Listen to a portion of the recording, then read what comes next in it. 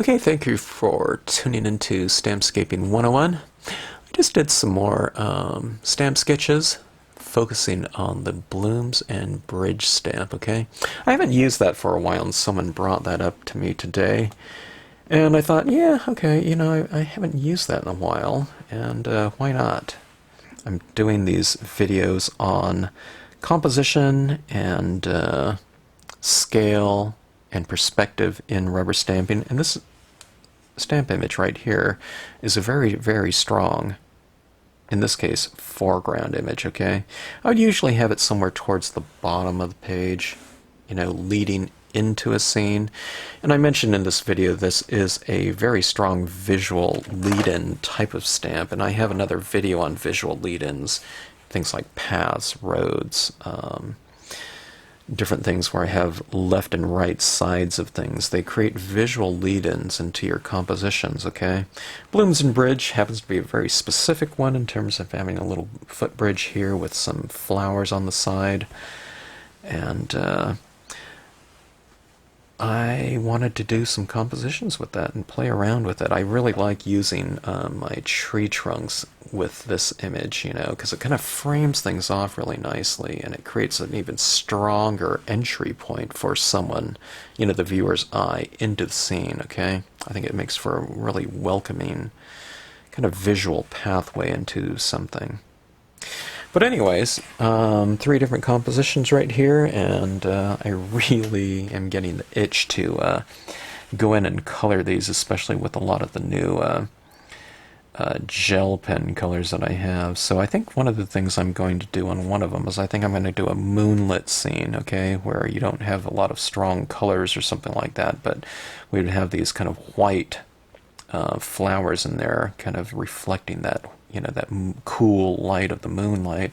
Could be any one of these, and maybe another one I'll do more of a spring type of bloom with all these kind of explosion of flowers like that. But I will do that another day. And as far as this image goes, it was fun to play around with. I couldn't even find my demo version of it for some reason. I don't know where it went. But I don't know, just some fun compositions using a stamp design that I haven't used for a little while. So really itching to finish these off. So anyways, I hope this comes in handy as far as the theme of these videos I'm working on lately, with scale and perspective in terms of and how it applies to your scenic stamping. Okay, I thought I would do some more compositions here in the spirit of the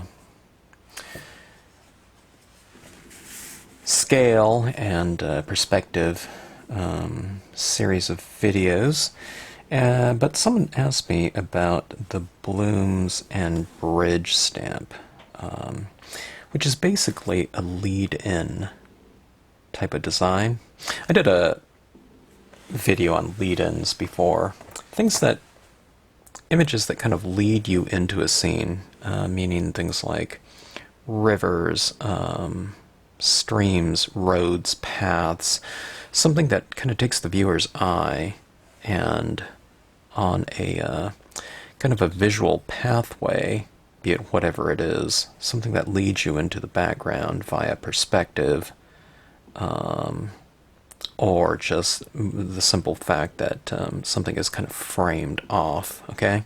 And that's what this is. So you can use this anywhere where you would use something like a road, path, or, I don't know, I wouldn't put a waterfall back here or something like that, like a stream. I wouldn't, use it in place of a stream or something of that nature, but anything that would lead up to anything on land, a land mass or something like that. So if you want your viewer's eye to look, especially right into this area, if you put something like this in here, okay, be it wherever it is, the viewer's eye will enter the scene and follow that path just like you would as if you were out there walking on it, okay? But now let's take a look at this, in the spirit of talking about perspective. Certainly, I mean, this, you know, we have these flowers in here, and unless we're in some kind of fantasy land or something like that, I don't think we would use some sort of figurine like this, right? It would make these flowers, you know, the size of a, you know, a car or something like that, or a small car, right? So something like this would have to be in the background, okay? So if you're going to do something that would be kind of along that scale, you would have to put it kind of back in the background like that, okay? Because this is a, you know, it's probably a little footpath. It's not some kind of, you know, freeway or something of that sort, or I guess it could be as wide as railroad tracks. It's not railroad tracks, but, you know, something like that. Then you would have to stamp your smaller image accordingly, okay? All right, so I don't know. I don't think that, you know, something like this, it looks too out of place, but this is the same size as this, right? Roughly. But by nature, you would think that someone on horseback, you know, if placed right at the same distance as this doe here, you know, it'd probably be like, you know, the top of that person's head would be up here. All right? So that represents something a little bit farther back in the distance. Like about like so. I'm not going to do this, you know, all three of these, you know, used together, but just talking about in terms of placement, because when we start using this stamp, we have to take into consideration what we're going to use in the background. So with visual lead-ins, what I like to do is I like to stamp it off my page. So if I was going to do it, it would probably be somewhere like that. I mean, I could stamp the whole thing in there if I want to. You could certainly make this, you know, where there's not a lot of deep space at all, and you could make it like this, you know, and you can have this little pathway that leads into this little, you know, bridge. And it's just probably over some little shallow area. It could be in someone's garden, in fact. You know, you can have like grassy areas down here. Here's this little pathway right here going to, you know, whatever, dog house, or, you know, another flower bed in the background. So it could be centrally located within the area of your card as well. Okay, now these are just quarter page cards, so, you know, that's the most common size card, so I'm going to use that. I don't know. If I want to use something larger, then I'll use that, but I haven't used this design in quite some time, and I'm going to just use the composition, or creating the composition just with black ink, okay? Now if I was doing this as a final piece, I would certainly, you know, take into consideration, you know, what do I want this area to be? Do I want it to be like a spring bloom or whatever? Then I might, you know, color in these areas down here with variations of green. And maybe on this bridge I would have a few different values of brown or something like that, that wooden area, okay? But just for compositional purposes, in the spirit of stamp placement as it relates to perspective, let's just do it in black for now. Okay, first time I've used this stamp. I've used this design before, but I couldn't find my demo stamp of it, so I'm using a new one. When you use new stamps, I don't know, that ink went on there just fine, but sometimes what you do is you kind of, you know, take a damp paper towel or something like that and, you know, stamp in there in case it has any of that resist still on the rubber from when they pull the rubber out of the mold. But I am holding this down a little bit longer because I want that ink to really transfer over, you know, on particularly a new stamp. Sometimes I just leave the ink on here too to kind of condition it a little bit, you know. But you really don't need to in most cases. Sometimes you do, sometimes you don't. Okay, so we have that laid down here, all right? Now that would be a nice visual lead-in if you really want to kind of push that idea of kind of this visual pathway leading to something, okay? You can also frame that off a bit. I thought this cabin would be kind of interesting in here. You can have it anywhere in here, but maybe I'll have that pathway just lead right to it. I probably don't want to have it down here because these pieces of wood are much too large in relation to this, so I'm going to stamp it higher in the composition, meaning that it is farther back in the distance, okay? This is another one that would be, you know, especially with these flowers down here, kind of nice if it was stamped out in color. But let's just do it in black and white for now. Okay, something like that. All right, let's lay down some filler texturing. This is the Sedge filler stamp.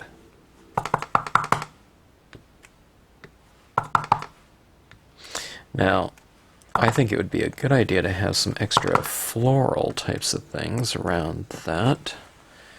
I could do something like that with one of these 3 stamps. You know, maybe more in the distance. Like that. I would be doing it with different techniques though, like resists or something like that.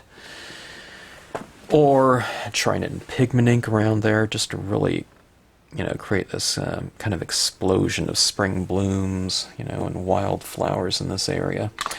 Or we could do it certainly with, you know, we can just add some little dots or something like that with gel pens, and we have a myriad of colors now in gel pen form. But I was thinking about adding like some framework like these trees or something.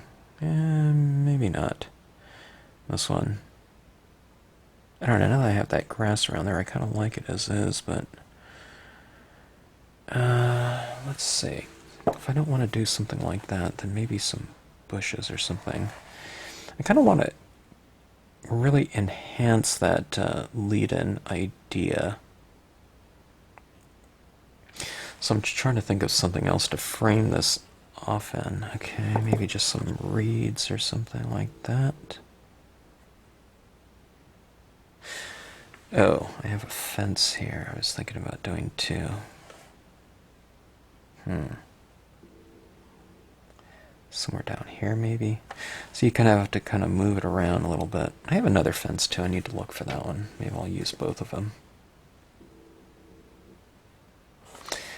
Yeah, why don't we do this right here? Okay.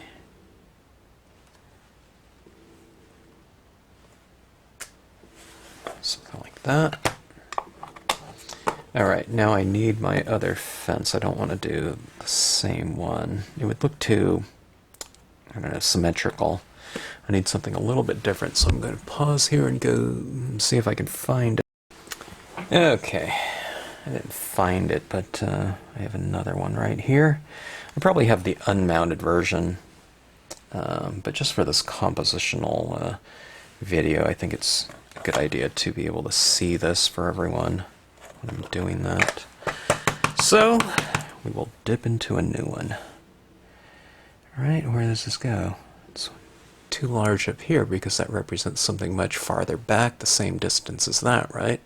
Cabin, and it would be like this small. So you start running it down here and see where would it seem to go. Maybe something like this. Okay. I don't know, maybe it would have been farther back. But roughly about it looks fine.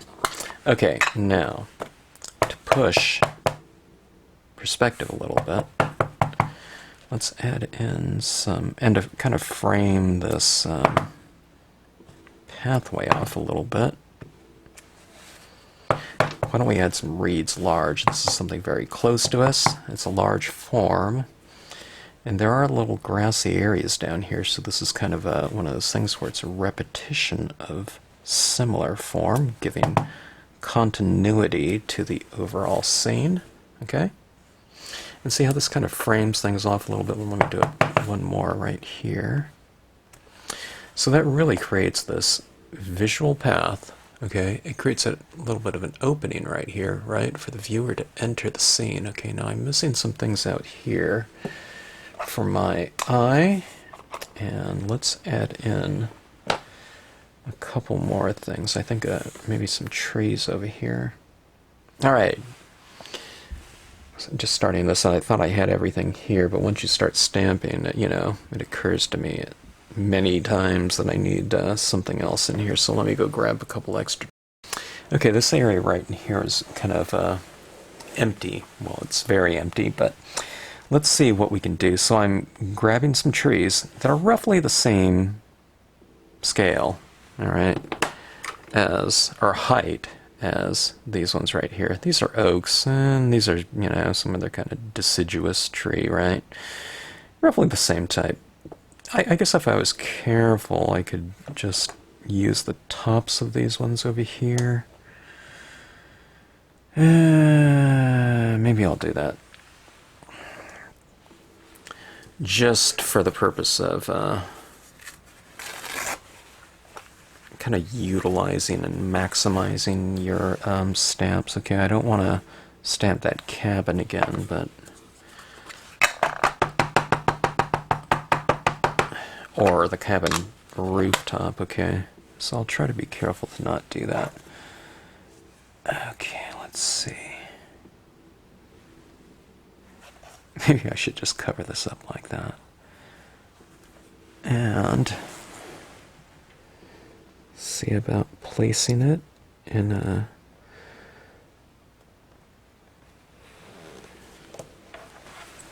location on the left-hand side to kind of balance out what's going on the right side. Okay. Just something like that. It's kind of like on the other side of that hill. Maybe I can do something like this, and I'll add a bit of it coming in from the edge there as well.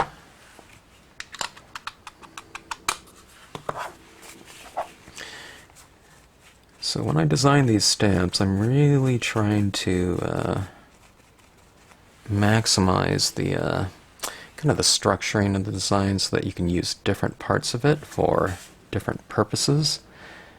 So even though I do not want that same exact cabin, or even a part of the cabin again, you can use the trees or certain parts of it for other purposes, okay? Maybe some branches hanging into the scene a little bit in the foreground. It's kind of, everything's kind of framing things off though, isn't it? It's kind of leading your eye back because it's kind of creating a little bit of a framework around it.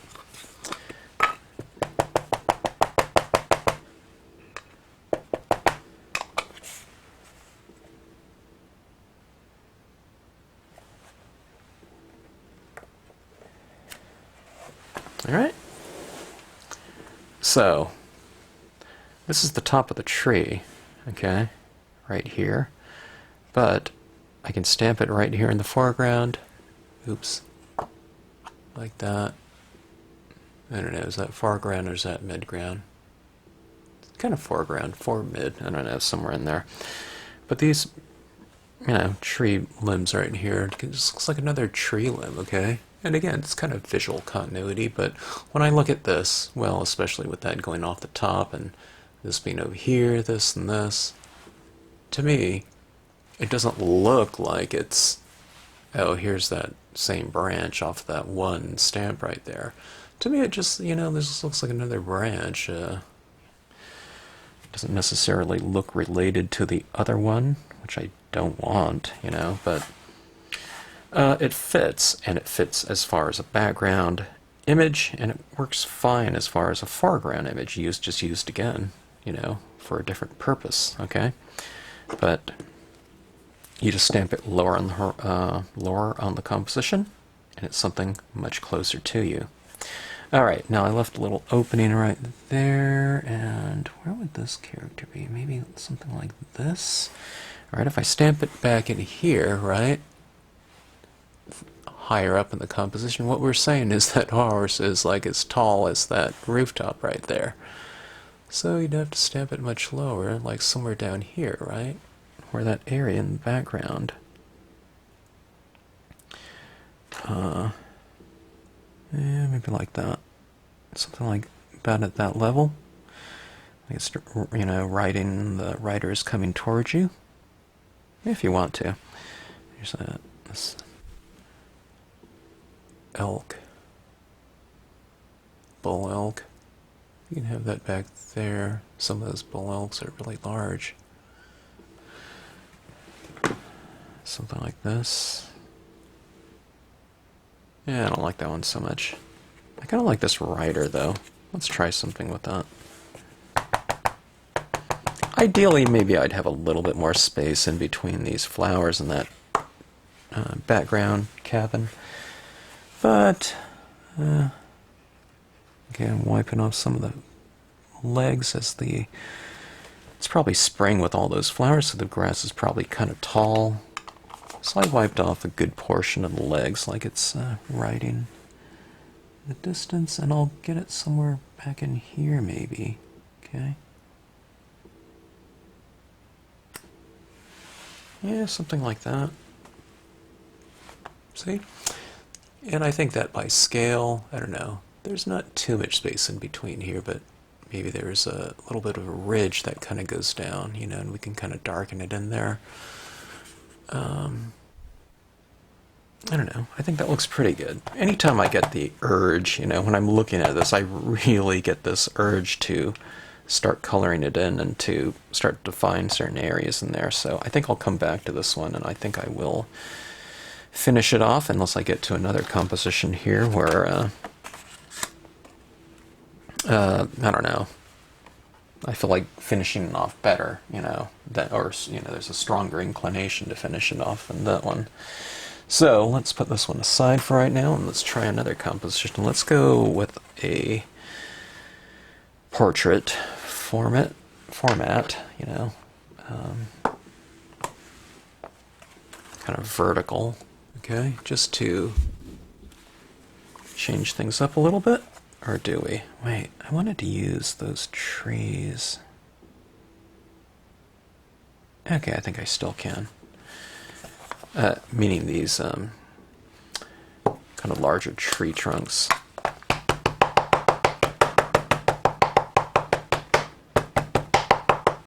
I wanted to do something where it's like you're kind of like coming out of the woods or something of that sort.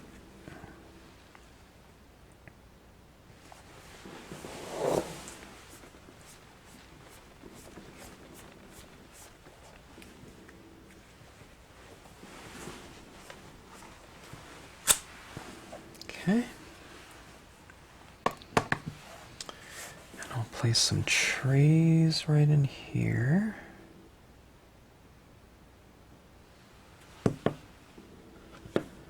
That one and this one. Or this one and this one.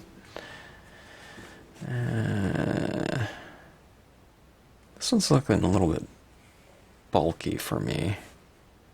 I think I'll go with 2 impressions of this one for this. If this was a little bit longer, I would use both. Or, actually, this is about scale and perspective, right? See how much larger this tree is than this one? Although there isn't too much distance, you know, this isn't going from something like, you know, 2 feet away to 30 feet away. I mean, there's different sized trees out there and things like that, but we'll push the scale a little bit. Okay, let's say that this is a larger tree.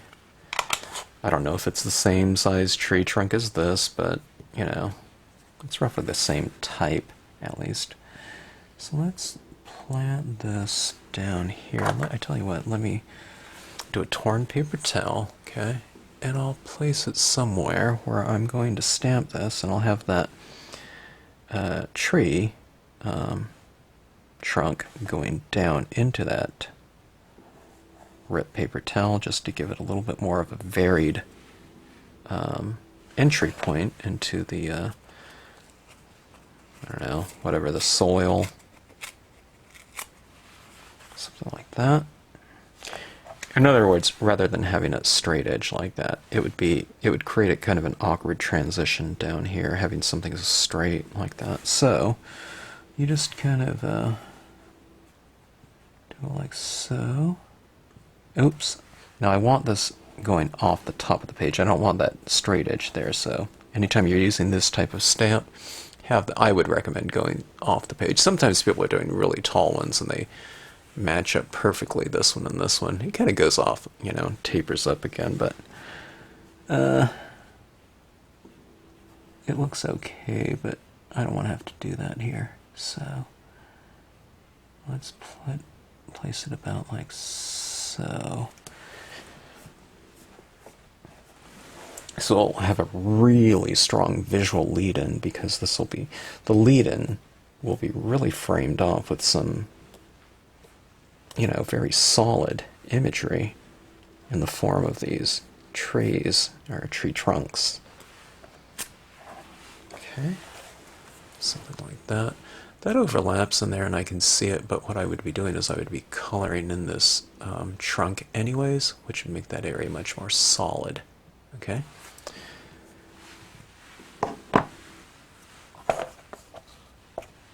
Let's go with this tree trunk trio now.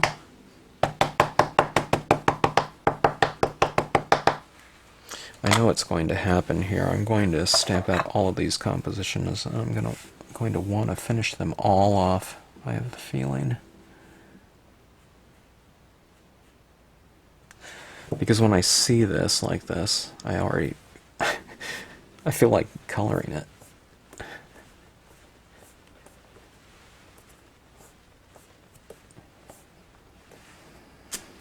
Whenever you get kind of a composition that you kind of like, it's, you know, for me, the thing that I start thinking about is, I don't know, I see this compositional building as somewhat of a, kind of a left brain process. I guess this whole process of composition is, I don't know, kind of a creative experience too, but I'm thinking a little bit more, you know, when I'm doing this, and when I'm doing the coloring, it's more of a, I don't know, instinctual thing. You know, you're kind of reacting, you know, as you go along, and trying to create a, you know, kind of an emotional type of statement. So I feel that, I don't know, it's kind of this oscillation maybe of the different hemispheres of the brain when creating scenes. Alright, let's do something. Let's create a little bit of a hillside here, okay? Just for a little bit of variation here. So I'm going a little bit of an angle like that. I don't want it too steep, but a little steep. Okay. Now, again, that was the Sedge filler stamp. Maybe some trees in the background might be nice. Okay, now these are smaller trees, of course, so where are they going? They're going higher up into the scene.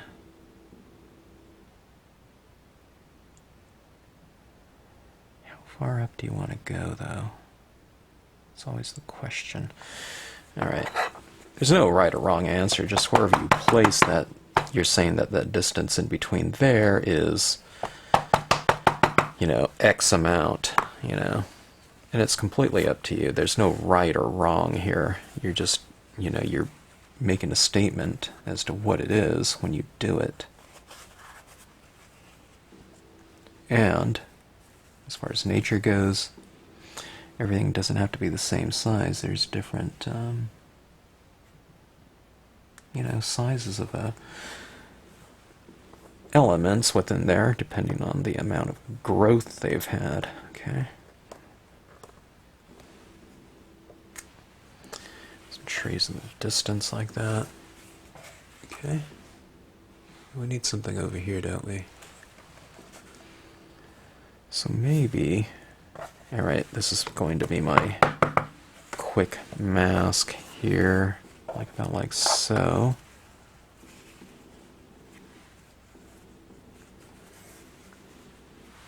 And these might merge in with one another a little bit too much because I'm just going with black, you know. I might go with a really dark brown if I was doing this in color.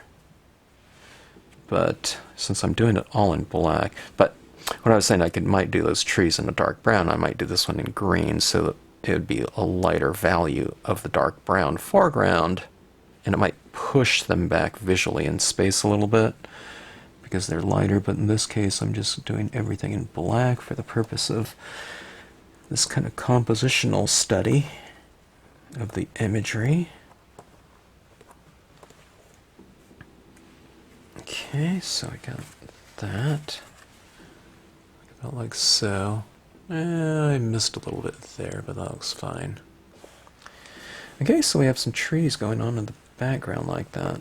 Now, let's see. Let's do a little masking like that.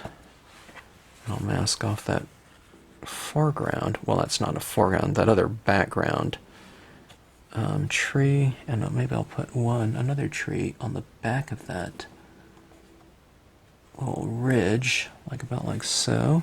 Okay, just the little top of it like that, right there. Okay.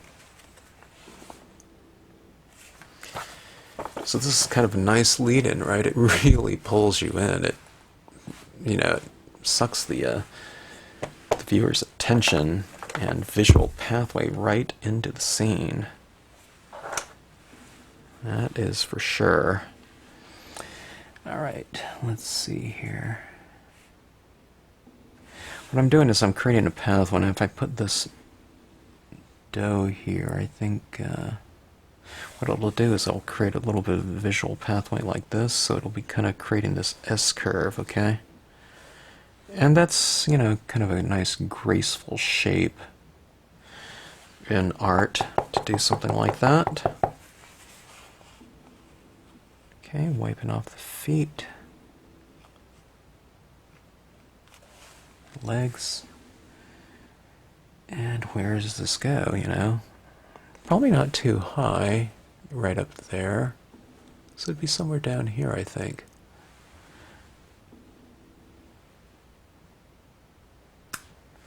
Something like that.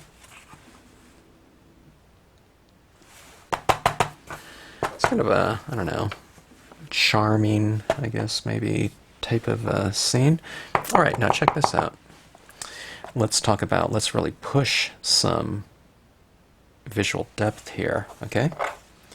We have the reeds small and reeds large, okay?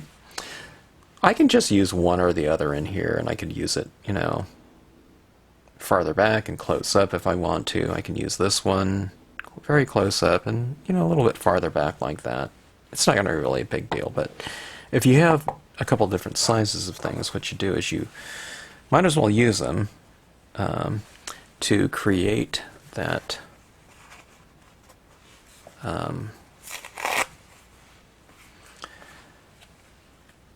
repetition of form. I forgot what I was going to say.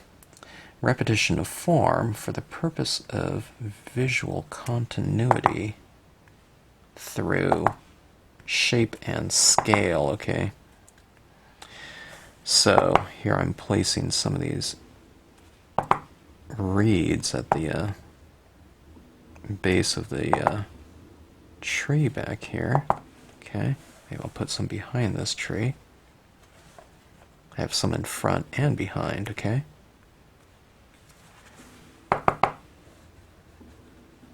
I can put some down here as well.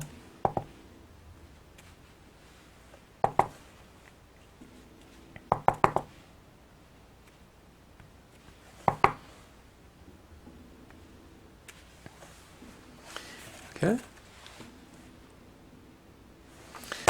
But now let's do the same thing, but where are we going to put this? Okay, if that one is a little bit higher up in the composition, okay, we'll put this one lower.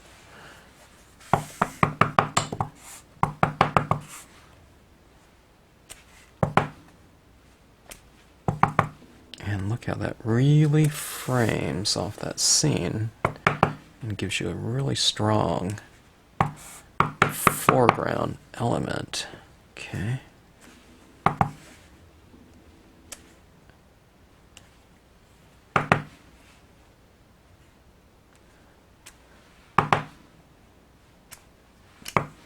Adding quite a bit there.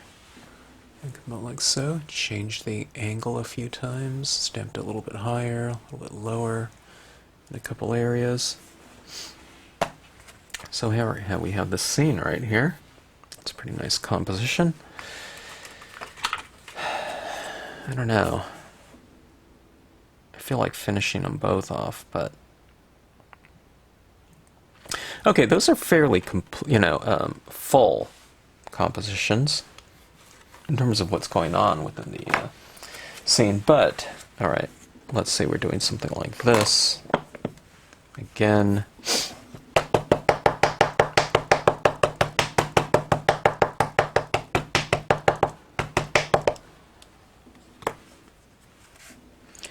Let's do this again, and we'll do it, let's go about like so. I'll show you something that's nice about visual lead-ins, okay? We don't always have to have a really full compositional statement in terms of landscape imagery, okay? We can have something leading in. Could be a path, river, whatever, okay? Road. And then we have our framing devices. I mean, I could just go for, you know,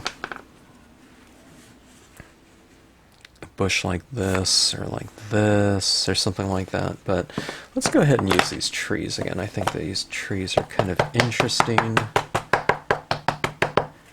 within this for what I'm going to do right here. Okay, let's just do a little masking here.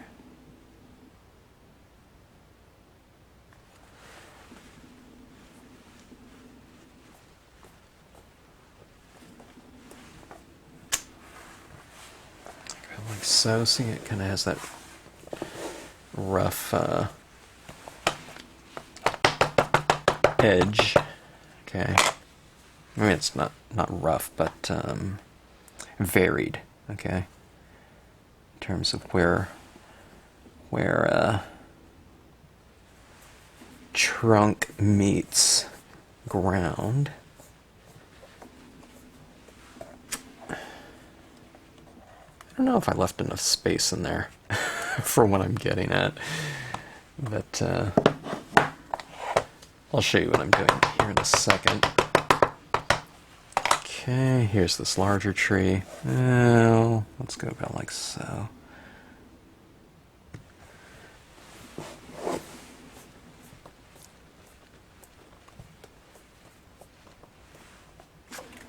Okay, see how nice that is? Visual lead-in, right? Larger, but smaller forms like that. But this is just using this little, I don't know, it's not even, it's probably like one, I don't know, third of the image or so, right here. Okay. Now what do we have here on the ground again? Okay. We're going to fill it in with the Sedge filler. So that kind of brings it all together. Definitely the use of some shadow and shading would be good in here. Let's go with something like that. All right. Okay.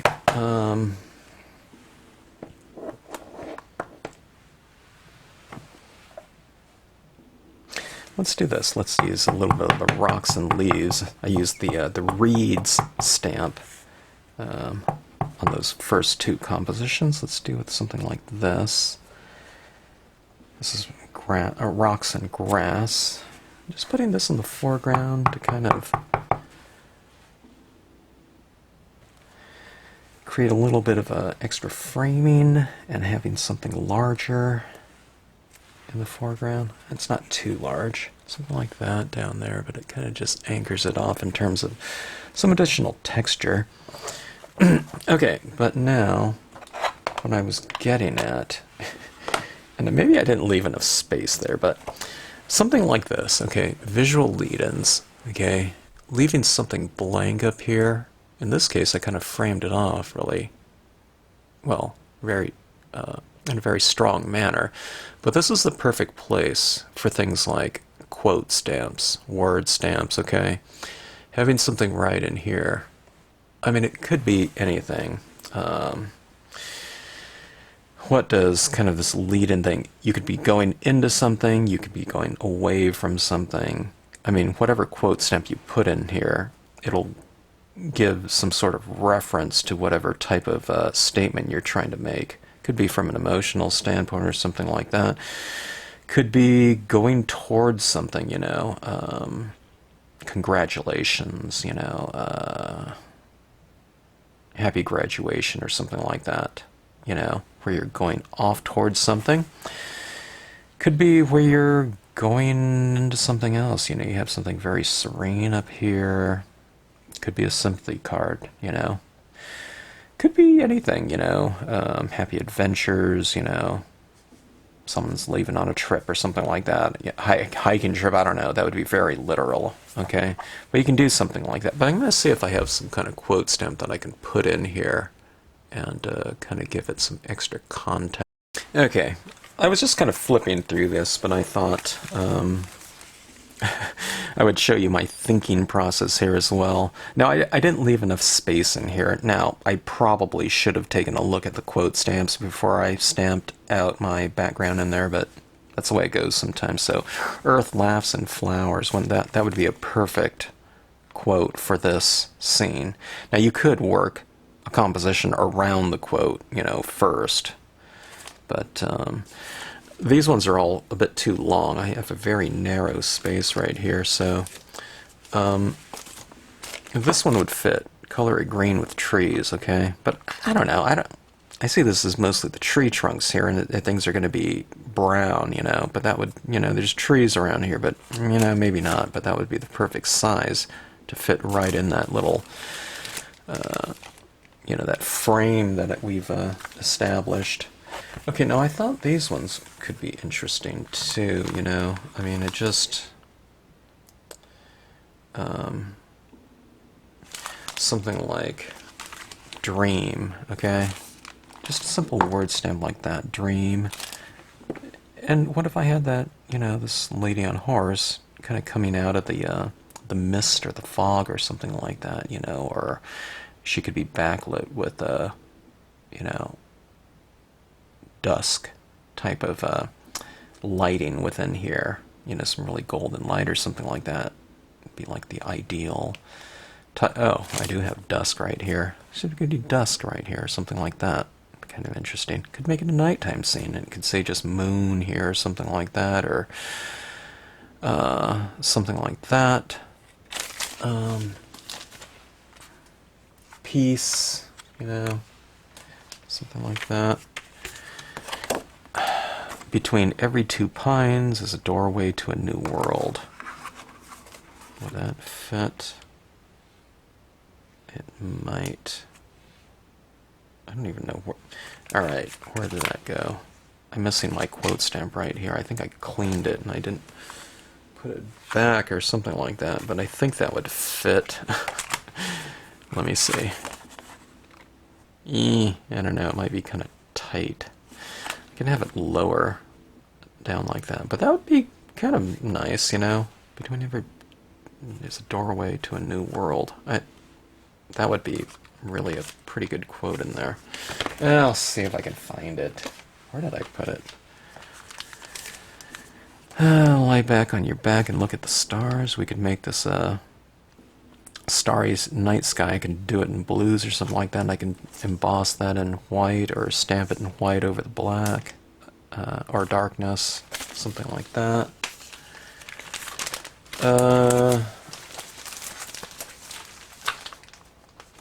Okay. think the pines one would be good. Yeah, I'll see if I could find that. Okay, that wasn't too hard. I found it, but I don't think this is going to fit in here. I'd have to put it super low on the composition, like about like so. You know, there's a little bit more space down at the base here. If I only stamp that out, I don't know, like a 1/4 inch wide apart. But anyways, what I'm getting at here, the general concept of this is any kind of lead-in like that is really a perfect opportunity for some sort of quote stamp. And in that type of instance, if you're putting on some colors on here, I'd keep it kind of minimal out there, because you are kind of framing off kind of this space there that would represent something like that. You would put something on, so you don't want to have it too busy behind like a word stamp, okay? All right, so I guess I'm not stamping some sort of word stamp in there, but oh, let's see. Okay, so let's go with some imagery. All right.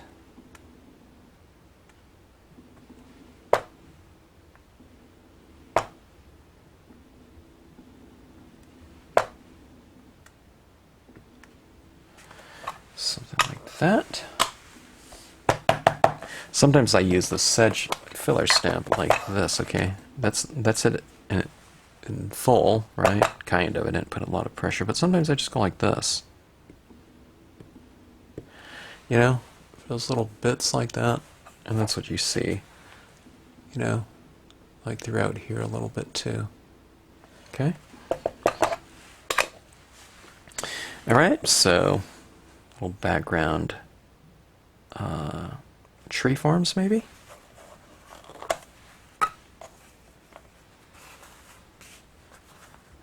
Okay, we're getting higher up, meaning it's farther back. Well, how far back is it? Well, let's add some trees in here, like about like so.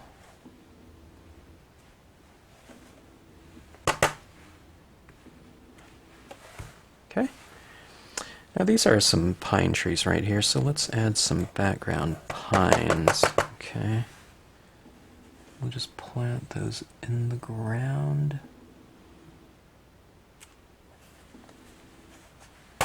Like about like so.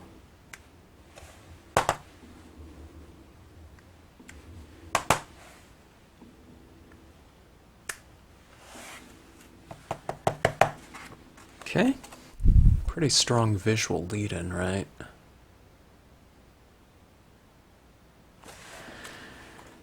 When you do these types of things like that, it sure looks like a perfect stage for some sort of figurine, though, so let's stick something back in there since I won't be doing my quote in there. I don't know, I guess you'd do a card like this, and then you could have something like that doorway thing, and you could have it kind of matted on a little piece of paper and put it down here. Or, you know, it'd be kind of interesting if you make a card, right? And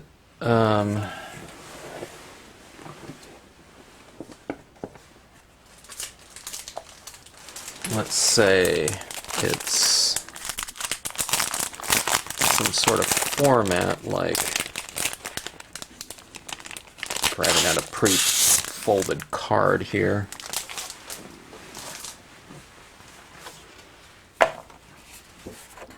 So thick it felt like I have two of them, but I guess it's one. Oh, it is two. Gosh. I was going nuts. Okay, let's say we have some pre-folded card here, like so. Okay. And you can put this, something like this, or you can do some sort of thing on the outside here, or another scene between every two pines is a doorway to a new world. Okay. Right, so it's on the outside of it. And then you have, you know, the card on the inside, so like that. I mean, I'd mat this off and it would be colored and everything like that, but in terms of, you know, composing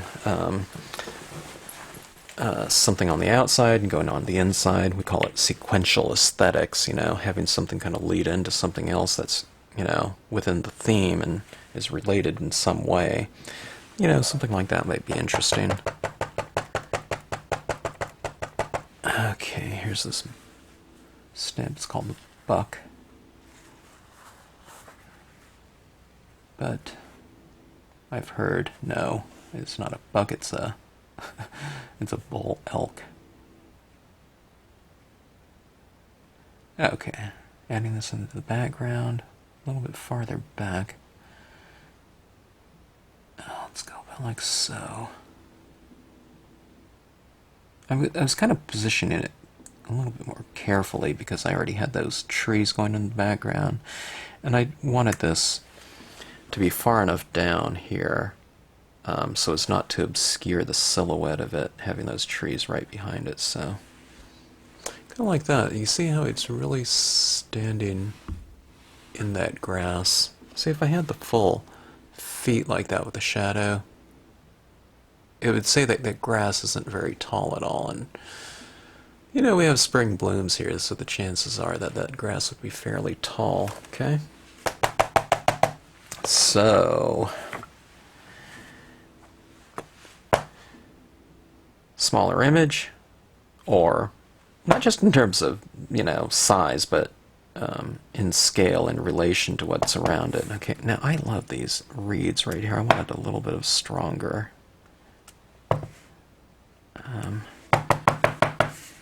foreground here, so I don't know, I can't help it. I love this stamp here of my reeds. Okay, something like that.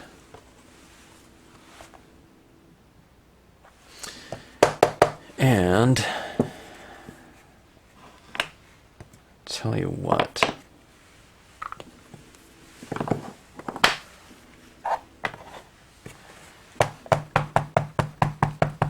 we'll do a little bit more framing, okay, with some foreground in the form of an overhanging tree limb, okay? We'll go something like this. But this is way up high on the card, right? So would that represent something much farther away? No, because what this is implying is that, you know, this is only part of the tree that we're showing here, and we're saying that it is indeed going down here and probably much lower in the composition where it's based. Okay? I guess it could be a part of that, you know, these pine tree trunks right here, are those tree trunks, but really not. But I mean, it could be, you know, those could be trunks from this type of, you know, foliage, but it doesn't really matter, does it?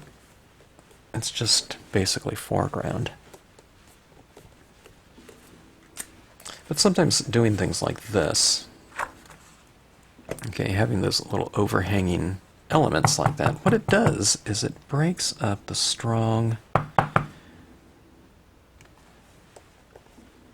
angles created by things like those trunks right there, okay? It creates a lot of hard angles like that. So this kind of goes in there, and it softens it up a little bit like that. Okay, and it also kind of provides another framing device on the top, really bringing the viewer's eye into this little window right here. So instead of the viewer's eye going like that and often, you know, into space, it kind of brings the viewer's eye in here, and here this rounded edges. It's kind of closed on up there, so hopefully the viewer's eye follows this pathway and here, and then, you know, depending on how, you know, we finish this off, you know, you can have little decorative little elements here.